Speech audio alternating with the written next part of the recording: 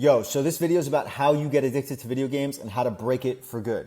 Because what I see is that video game addiction kind of follows a timeline. Regardless of income level, regardless of your particular life situation, it always follows a certain process that is just fundamental to being human. And the way that video game addiction kind of takes hold in these situations is due to a lot of faulty expectations and wrong thinking that people tend to indulge in when shit hits the fan in their lives, when the inevitable bad moment or low happens.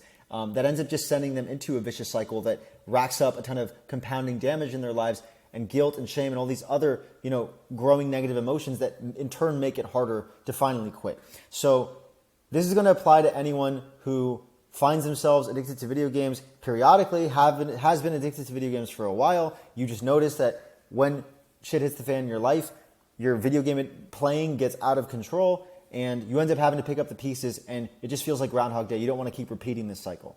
So what usually happens, from what I see, from what I've personally experienced as well, if I study kind of the anatomy or the history of my own video game addiction in the past, is that life would be going as usual. I'm on a winning streak. I've built up some momentum. Things are good, right? Things are stable and just chill. And then something bad happens. It could be an acutely stressful or emotional event. It could be you just having a bad day or even a bad moment. Something triggers you. Maybe you lose a job. You get passed up for an opportunity or rejected.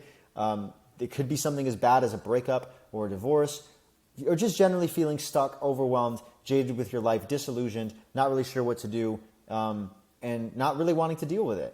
And it could also just be something as simple as you feeling particularly tempted or in the mood to procrastinate that day because you have a lot of stuff that you got to deal with that you don't want to look at. And so you just kind of push it out into the future, and you might indulge this temptation or this craving to game. It might even start in a very, innocuous way, a very gradual way where you're working and then you're like, I'm going to watch a YouTube video. And then you end up tuning into a Twitch stream. And then you end up playing for a little bit. And then that little bit becomes, just another gaming session. Or you end up saying that you're going to play until 10 p.m., then you end up playing till 1 in the morning. And then you wake up next morning, it's the first thing that you think of. So we're going to talk about that as well. But the key to understand here is that these bad moments, these bad days, number one, they're going to happen. Regardless of where you're at in life, you could be a high-performing CEO making 7 figures a year. You could be living in mom's basement. It really doesn't matter. This is part of the human experience. And I know that sounds like a Captain Obvious revelation, but it's something that we tend to forget in the moment when the emotions and the thoughts that we're being absolutely battered by feel like the only thing that we've ever experienced. And it feels like it's never going to change. So that's number one. It's just expectation setting. And we're going to get into expectations more later as well. We're going to talk about a whole ton of expectations and wrong thinking that are at the root of this. The other thing to realize, though, is that this is largely out of your control. You could be an expert meditator. You could do all this work on yourself. You could have all these reasons to not feel and think in a way that's going to send you into escapism, and it'll still happen. Why? Because you're a human being. Okay, you don't choose to feel bad. Sometimes you just wake up on the wrong side of the bed in the morning. Sometimes you just wake up in a funk. Something's in the air, and it's totally out of your control. You're going to have these lows. And I mean, as a personal example, you're going to have doubt, you're going to have fear. Doesn't matter absolutely, where you're at, you're just going to have that voice inside of you that's sometimes going to be more deafening than the voice that tells you to keep going. The personal example is that even when I have great things going for me, I've just made a sale, or even after all the testimonials that I've racked up, and this is not me tooting my own horn or plugging. I mean, it is a little bit, but it's a visceral example because when I started my coaching business, I thought that when I finally built a body of work and had people to vouch for me and say, yo, Christian changed my life, we got great results, whatever, that would permanently eradicate any doubt or fear or hesitation or any of the bad, negative emotions behind my work that would trip me up sometimes. And it literally, I've got to a point where I got all those testimonials. I literally had the family of a 13-year-old kid that I worked with who was on ADHD meds, on antidepressants, in a really, really, really bad place. And his mom wrote this beautiful letter, as a testimonial in which he literally says, we thank God for Christian coming into our lives. We believe that he saved our son's life. And I was like, wow, that's amazing. I can finally rest on this on this laurel, and I'm never going to feel bad or not confident. I'm never going to doubt what I'm doing again. And that just didn't happen. It just didn't happen. Why? Because you're still a human being at the end of the day. And you're still going to have moments where it seems like nothing is working, you're butting your head against the wall and it just won't crack. and you question everything. And you don't need to feel guilty about that. That doesn't mean, like, you don't need to feel like bad about that. You don't need to feel like whatever you worked on in the past never, got resolved. Because if you find yourself in that loop of every time something like this happens, you constantly think that you have to fix it, that it means that whatever you did to address it in the past didn't work, and that now you have to pause everything until you get your emotions and your thoughts right. You're always going to be constantly derailed by that. Okay, and it's never going to go away, because even when, let's say that you start a business, you start making $10,000 a month. Well, when you're trying to get to 20, the same process is going to happen at a different level, at a different scale. When you make $100,000 a month, if you get there, right, you're still going to experience the same thing with that next goal. And so this is a universal human experience that you just have to get used to and release a bunch of poor expectations around that cause you to sabotage out of these lows. Because this is fundamentally the crossroad that you end up at when something like this happens. So you can do one of two things, right? The route that most people go down, which is why you see them in the relatively same place in their lives for a long period of time, forever potentially, why they never really experience a profound, lasting breakthrough, is because when one of these lows happen, they fall into wrong thinking, they fall into poor expectations, and they sabotage that low.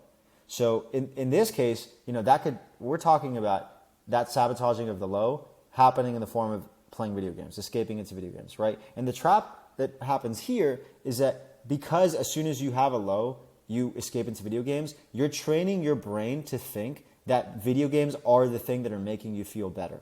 When in reality, as we'll talk about, you probably would have felt better anyway by just doing nothing. By literally just writing it out and allowing yourself to feel whatever you're feeling, perhaps just doing the thing anyway, or even just taking a day off and resting, meditating, praying, doing whatever you got to do, going on a walk, going to the beach, like changing up your environment, and just doing nothing about it, just allowing it to be, right? So you probably would have just felt better anyway. And instead, you introduce video games as the panacea, and your brain understands, the language of the brain is behavior. So your brain's like, oh, I feel better because I'm playing video games.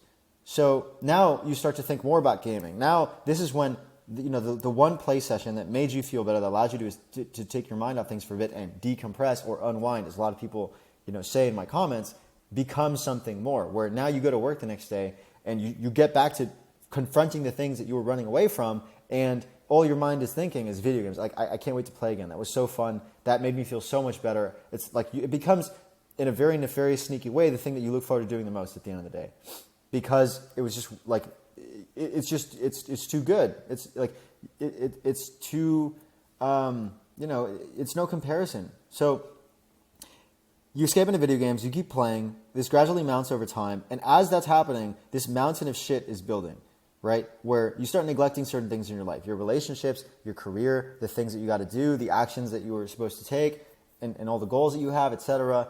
And you start amassing all these skeletons in your closet, and you get these little pangs of intuition and these little hits of these nudges from your conscience telling you, like, yo, like this is becoming a problem, but it's just too easy to ignore them, until finally you reach a point, whether through your choice or just not being able to ignore the skeletons in the closet and the mountain of shit anymore, because maybe something acutely bad happens as a result of your negligence and as of your you ignoring the things that you got to do. But when you go to finally face the mountain of shit, it hasn't gone anywhere. In fact, it's only grown. And now this is where things get really tricky, because it's not like when you were here where you just had a fleeting bad day and the consequences of that day, there hadn't really been any consequences yet because you hadn't done anything about it yet. It had just happened. But now, after all this time and all this ignoring of the stuff that you got to do, you probably feel super guilty and shameful and regretful. Like, you're probably beating yourself up about the fact that now your situation is worse and that those problems haven't gone away. They were just waiting for you.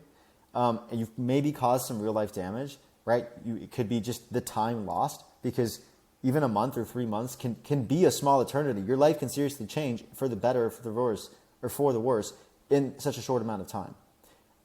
And, maybe it caused an argument with your girlfriend. Now she's more distant, whatever. Like, so all these things can happen, and the mountain of shit is just built. And now you feel even worse. So this is when the vicious cycle kicks in, because you felt bad and because you felt bad, you played video games to feel better. But then the mountain of shit built up, and then you go to change, and now you feel even worse. So because you feel worse, you play more, and the more that you play, the worse that you're going to feel when you finally come out of it, and then you're going to play more, and this is just an absolute fucking death spiral. This is where a lot of people stay, because when they, even when they try to do something about it, they try to get back to where they were before. That's like the fundamental problem. Now you need to redeem yourself. Now you need to make up for the damage that you caused. Now you can't get that time back. You can't, and unless you're really good and practiced at letting things go and forgiving yourself when you've cultivated a really like loving, healthy relationship with yourself, that stuff is probably going to haunt you. You're going to be basically grappling with like that voice in your head who keeps reminding you, the things that you can't undo and the time that you can't get back while you're trying to get back on track, let alone actually build some positive momentum again and start making, positive strides, getting results, not just getting back to normal, and that whole getting back to normal narrative now that you have going on in your mind just sets you up for failure, because now you're keeping score against yourself. Now you feel like you have to make up for what you did. It is an inherently like guilty, shameful way of approaching your life now, because your life is kind of colored irredeemably and tainted by all this shit that happened. You know what I mean? So that's one thing. And ultimately, what it really comes down to as well is just respect and trust for yourself, because you've shown yourself that you don't really care about the things that you supposedly care about. You can't trust yourself in the same way that you did before. All that weighs on you, and so it just makes it 10 times harder to like stick to the things that you got to do. So the other route is to just ride out the storm, to know that this too shall pass. And yes, to some extent, work through it and grow. We're going to talk about how there's a huge mistake that people make here, again, is thinking that this is something that you can think your way out of all the time. Like another trap that you can fall into if you try to go down this path is to become too introspective about it and to think that it is always a problem to be solved, something to be dissected, something to be ruminated upon and really like thought through. When the reality is that like no matter how much thinking that you do and no matter how many times a new variation of this seems to come up where your mind tells you, hey, this is actually not like anything that we've thought through before. And even though you've tried to, even though from your experience now and your time in the game that you trying to think through this stuff doesn't really get you anywhere, because at the end of the day, like the answer is always just the same. It just goes away of its own accord. And you just got to get back to doing what you were doing. Like, this is different. Your mind, that's what your mind will try to loop you into. It's this unwinnable game of, oh, this is an exception. This time is different. I know that it didn't work last time, but this time you do need to think through it and get super introspective and make this super dramatic and try to, excavate some kind of profound revelation and insight from what's going on, when in reality, bad days just happen. And so when I say work through it and grow, you do want to be, observant and to some extent so that you can build some more knowledge about yourself. And maybe there are deeper things like the type of stuff that I address with my clients, deeper stories that you tell yourself, limiting beliefs, the core aspects of your identity that are playing out the same patterns over and over again. And it does pay to become aware of them so that you can change them. But to some extent, a lot of the times, this is just going to be a matter of getting present back in the moment and distancing yourself mindfully from whatever is raging within you, those thoughts and emotions, and just understanding that this is going to go away. But you don't need to. The key here is that you don't need to sabotage the low. You can just do nothing, and then sleep it off, and maybe get whatever you can get done that day. Get it done. And then wake up the next day, wake up the day after that, you'll probably feel better. You can just get back on the wagon.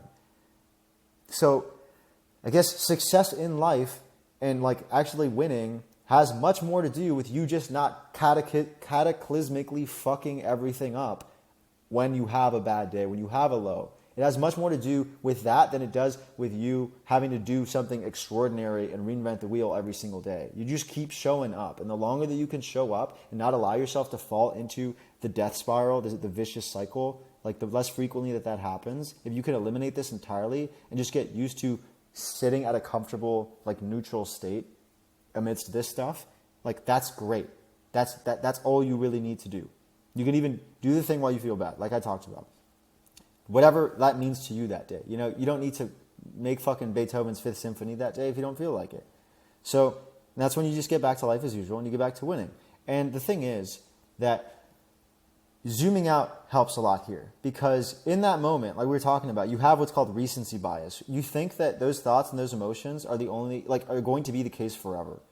And your perspective is just constrained by that. In the moment, it feels like this is this huge problem, this life-shattering ordeal that you have to get through, this thing that you have to solve. We talked about the trap of thinking that you have to fix something. And, you know, when you get looped into that unwinnable game, you just get stuck.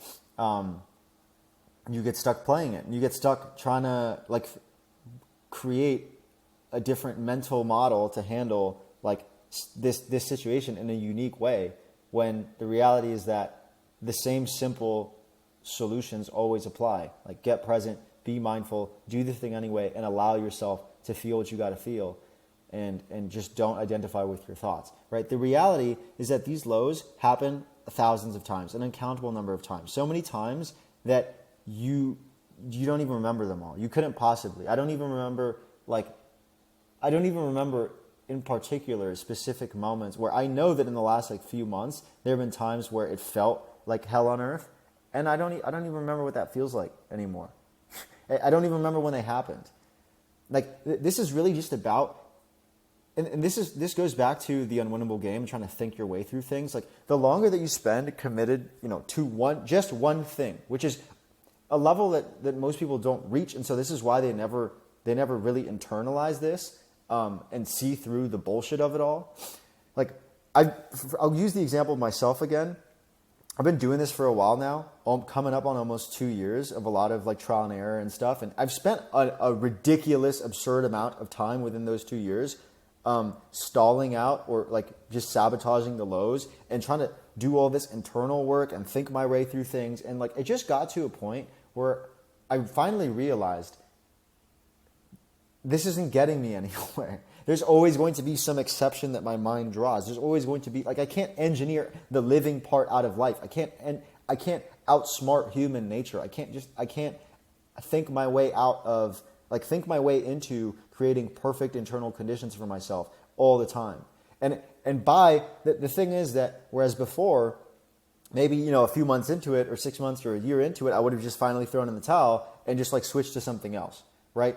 Because I didn't do that, I've been in this long enough to now be able to observe my own bullshit, essentially, and just know that, like, the same thing has replayed itself over and over and over again, and whatever I've done about it in the moment, besides just continuing to show up and allow it to pass, really hasn't, like, amounted to anything. It didn't really change anything.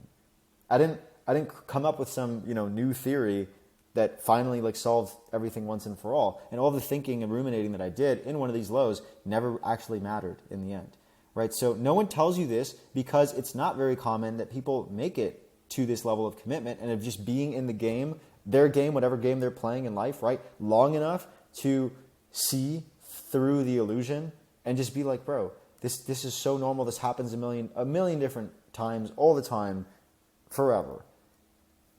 That's just how it is. Right? As you go on whatever journey you're going on, whether it's, you know, it's just starting a business, becoming more present with your life, breaking your video game addiction, whatever, you're going to experience higher highs and lower lows, and they're going to feel like this. Not necessarily all the time, because you are getting more resilient. You know, things that would have absolutely rattled you to your core in the past are going to feel like someone's tickling you, but you are going to feel lower lows as a consequence of those higher highs, because it's just a mirror of each other, right? Like Carl Jung says, no tree with branches that reach to heaven. A tree can only have branches that reach to heaven if it has roots that reach to hell. Something along those lines. I'm paraphrasing, right? And so where people go wrong is thinking that there's something wrong with the low when they feel it, you know, and just it's just faulty expectations. When your expectations, your thought of what should be the case doesn't match up with reality. But the reality is, when you're really riding the tiger and you're living on the edge and you're pushing yourself and all that, like, it's so fickle that you can feel like your world is falling apart, and 5 minutes later feel like it's freaking heaven on earth. And there's nothing weird nor like abnormal wrong with that. You tell that to most people, they're going to be like, bro, you bipolar? Like, what the heck is wrong with you? Are you neurotic? You know, and maybe you might be. But the point is, like, this is really just par for the course when you're doing challenging shit and you're in the unknown and you're dealing with amounts of uncertainty that are beyond your comfort zone on a literal, like, physiological level, on a nervous system level. You're pushing yourself to deal with forms of stress and uncertainty and things that that do not feel safe to you and in your body yet. You know, that's always going to be the case. Homage to Brute to Force on Twitter when he talks about building nerves of steel. Like, that's literally what's going on here. So, yeah, like, this is normal. This is normal. You're gonna have a day where you feel like, why isn't this working? What the frick am I even doing? This is pointless. Like, you're gonna have thoughts like, this is pointless. It's a waste of time. I'm way in over my head. This is ridiculous. I should turn back now. I should quit. And the next morning, you could wake up and be like, I'm on a divinely ordained mission. I know absolutely. I know that I'm on the right path. My mind and my heart are totally aligned. Everything's perfect. Let's frickin' send it. It's just how it is, right? So overcome the recency bias. Get over the bad expectations that cause you to sabotage out of the lows instead of just doing nothing about them, right? When you think that this isn't normal, when you think that this is something that you have to figure out, when you're hard on yourself and you engage in what's called masturbation, right? This is a term coined by a psychologist. I think his name is Albert Ellis. And he talks about, we have all these ideas of what we should do, what we must do, what we have to do, what we need to do. Whenever you catch yourself using those words, it's bullshit. Throw it out the window, along with all the comparison that you're probably subtly engaging in. When you think to yourself, oh, but I should have had this figured out by now. Oh, but this is going to fuck up the timeline of success that I think I need to, I need to satisfy and kind of stay on top of, right? I had this subtle expectation that I should be at a certain income level by this date, and this is going to throw that all off, and then I'm going to be a failure, and then I'm like, no.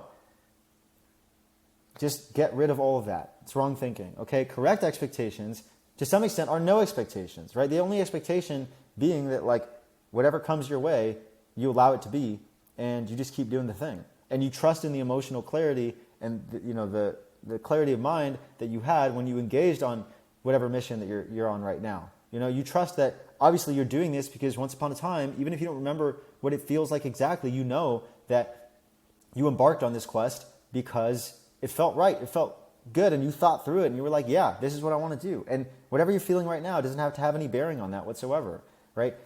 Also, practice letting go. And letting go is not something that you do per se, it's something that you don't do. It's just accepting what's going on right now and allowing it to be. Allow yourself to be pissed, to be scared. The thing that, on an emotional level, what messes up a lot of people, myself included many times, is that I forget, that I don't need to be angry at myself for being angry. I don't need to be afraid because I'm afraid. I don't need to be guilty because, like, I'm feeling a certain type of way that doesn't line up with, like, the right way to feel, Because if you got rid of that and you just allowed the things to be and acted in spite of them, then you'd be cool, right? And whatever is going on in your mind right now, whatever situation is driving you into the video games or just causing you to freak out and consider sabotaging that low, don't think that it's an exception. Don't think that it's this new thing that you have to fix. The same solutions always apply. And your mind, because your mind's job is to keep you safe, it's extremely ingenious at that. There's a reason why we've gotten to where we are in the food chain and instead of being extinguished yet. You know what I mean? It's because our minds are excellent at survival. But that's what they're made for, survival. And thriving is a whole different story, not just surviving, okay?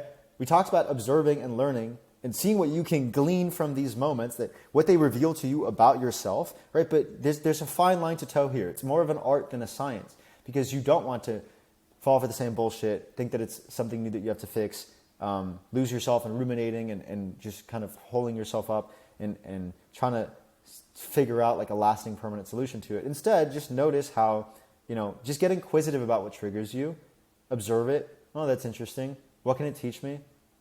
What is this signaling to me that perhaps I have not totally, integrated yet or gotten over, whatever, and then move the fuck on and keep firing shots and keep acting, right? And also understand that to some extent you may just be having a shit day, and that's just what it is. Also, lastly, remember that your thoughts are bullshit. You don't need to trust them. 99% of your thoughts, what runs through your mind, Like it's just the monkey mind, right? It's called the monkey mind for a reason. You don't need to trust them. You don't need to give them the benefit of the doubt, engage with them, right? There's a difference between having thoughts and thinking about thoughts. Thinking about thoughts is when, if you imagine your thoughts are just floating on by in the air, thinking with them is when you pluck them and you start freaking wrestling with them and doing things with them. You can just observe them, and you cultivate that through meditation and mindfulness. So, this is the process of how most people get addicted to video games, how you break it for good, setting your expectations correctly, understanding that bad days just happen. You don't need to reinvent the wheel every time and try to think your way out of things. You are going to experience higher highs and lower lows. That's normal. You can feel like you're walking on water 1 minute and feel like you're absolutely in the pits in another. Nothing wrong with that. There's nothing wrong with you. You're just a human being doing, shit that's not comfortable for you, that is pushing you into becoming a more resilient person with nerves of steel. That version of yourself who down the road, laughs at all of this stuff. And if you think about it, if you truly want the realization of your goals in life, whatever those might be, you're necessarily going to have to get used to losses and failures and setbacks that would have absolutely broken you in the past. Like think about, whatever problems you have right now in your situation, in the future version of you in your, more ideal situation or down the road is experiencing those times 10 or times 100. If you go from, if you become a millionaire, then now when you lose money or when a trade goes bad or whatever, I'm not saying that you can't totally mitigate against these things, that you're always going to get burned harder, but you're just going to have bigger problems. You're trading smaller problems for bigger problems because that's what comes with the greater sense of responsibility that's required to live the life that you might want to live. When you're, you have a family and you're an entrepreneur and you're running a business and you get sued or there's a payroll issue or something with the bank and the $200,000 loan that you took out and they want the money tomorrow and it's just fucking more. It's more shit. But you're getting stronger along the way and it's up to you whether or not the juice is worth the squeeze. But you're just trading smaller problems for better problems, even though they're bigger problems. And that's just the way it goes. Okay? So follow me on my socials. If you want to book a one-on-one call with me because you want help with your video game addiction and you want to get your life in order and start playing it the way that you do your favorite video games, more success in your health, wealth, relationships, that link's going to be below if you're watching this on YouTube. Besides that, if you have any questions, leave them in the comments. I'll answer them the best I can. And if you have ideas or requests for content, videos that you'd like me to make, things that you'd like me to address, let me know those as well. Also, if you'd like a free training on how to overcome your video game addiction and redirect your gaming superpowers towards winning in real life, you can DM me on Instagram at Christian Yop. DM me the phrase LFG in all caps, let's fucking go, and I will send that link to you. Have a blessed day. I love you. Peace out.